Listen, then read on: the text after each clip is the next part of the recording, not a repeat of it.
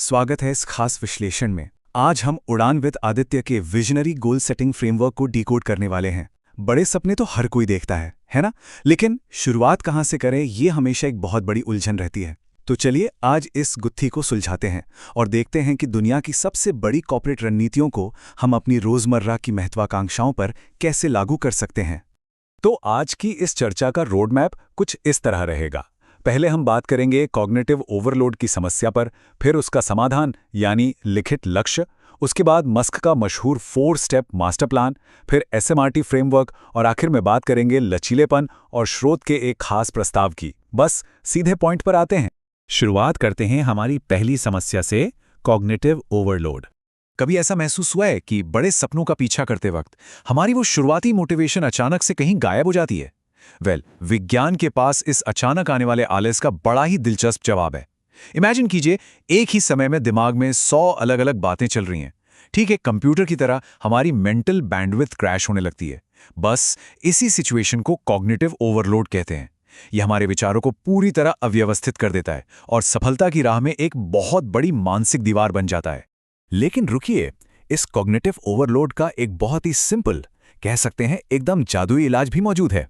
Harvard university की एक study एक बहुत ही चौंकाने वाला सच बताती है। जो लोग अपने लक्ष्यों को फिजिकली एक कागज पर लिखते हैं ना, वो ऐसा ना करने वालों की तुलना में पूरे 10 गुना, जी हां 10x अधिक सफल होते हैं। मतलब जैसे ही हम विचारों को दिमाग से निकालकर कागज पर उतारते हैं, वो मेंटल बैंडविड्थ तुरंत खाली हो जाती है, एकदम रिफ्रेश। तो अब आते हैं दूसरे हिस्से पर, मस्क का 4 स्टेप मास्टर प्लान। कागज पर लक्ष्य लिखने की पावर तो हम समझ गए।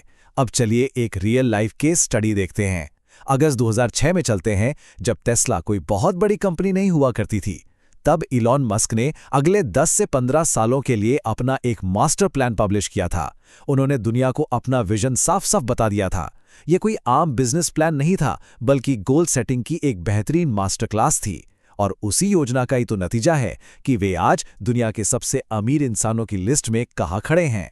सोर्स मटेरियल में इस मास्टर प्लान को 4 बहुत ही सिंपल और लॉजिकल स्टेप्स में तोड़ा गया है। पहला, छोटी लेकिन हाई इंपैक्ट शुरुआत। दूसरा, प्रॉफिट को दोबारा निवेश करना।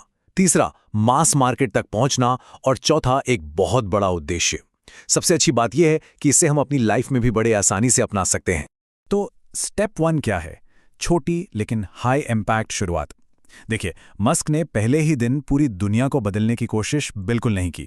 इसके बजाय उन्होंने अमीर खरीदारों के लिए एक बहुत ही महंगी इलेक्ट्रिक स्पोर्ट्स कार बनाई, द रोडस्टर।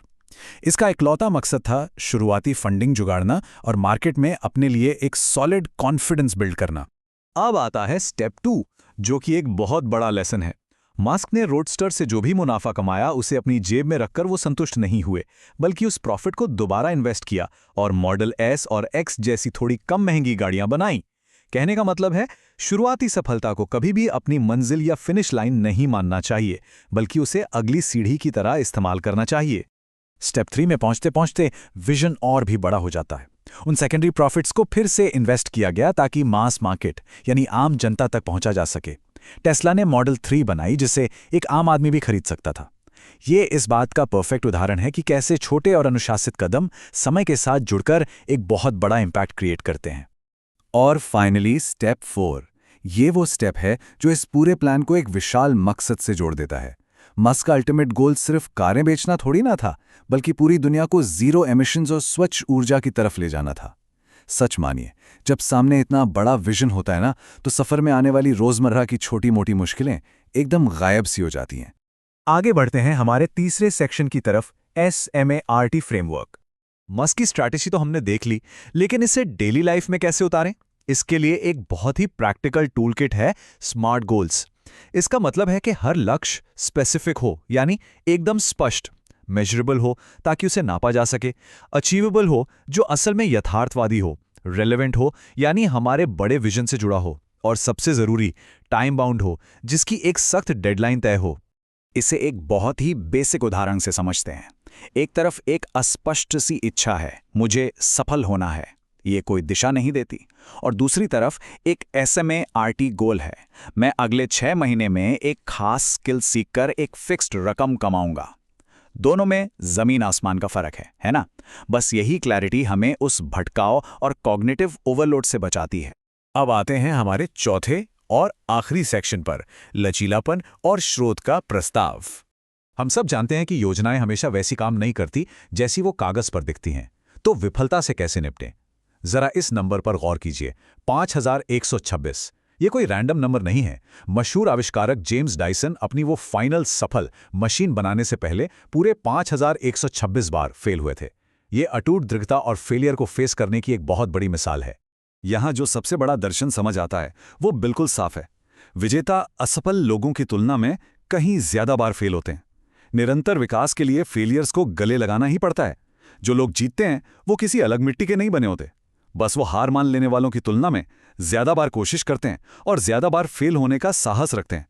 हर विफलता बस उनके मास्टर प्लान की अगली सीढ़ी बन जाती है। इस चर्चा को खत्म करने से पहले चलिए मूल स्रोत के निष्कर्ष पर एक न्यूट्रल नजर डालते हैं। क्रिएटर उड़ान विद आदित्य 99 रुपए में समरी बोर्ड नाम का एक सब्सक्रिप्शन ऑफर करते हैं। इसका प्रपोजल ये है कि लोग हर दिन 1% बेहतर बन सकें, जिसके लिए वो एटॉमिक हैबिट्स जैसी 70 से ज्यादा प्रमुख किताबों का सारांश प्रोवाइड करते हैं। ये बस एक टूल है जो निरंतर सीखने की प्रक्रिया में एक सपोर्टिव रोल प्ले कर सकता है।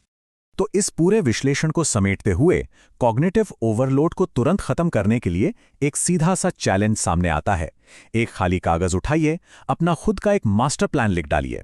लेकिन सोचने वाली बात यह है, किसी भी नए मास्टर प्लान का वो सबसे पहला छोटा और सॉलिड कदम आखिर क्या होना चाहिए? ये सोचने की जिम्मेदारी अब हम सब पर है। मिलेंगे अगले विश्लेषण में।